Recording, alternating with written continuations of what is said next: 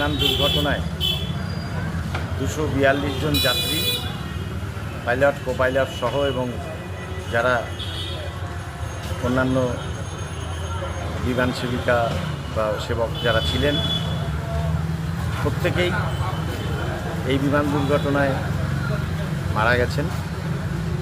আমরা তাদের আত্মার শান্তি কামনা করি, তাদের পরিবারের প্রতি সমবেদনা জ্ঞাপন করছি এবং জলপাইগুড়ি জেলা কংগ্রেসের তরফ থেকে আমরা শোক জ্ঞাপন করলাম।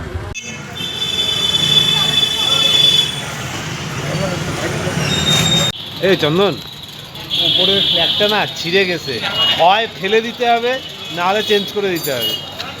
উপরের মালটা অসুবিধা আমাদের অত ব্যাপার নেই। পাঁচটা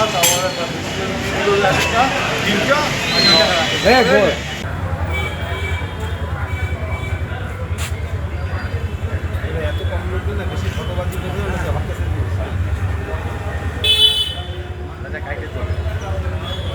কথাগুলো উঠে যাচ্ছে।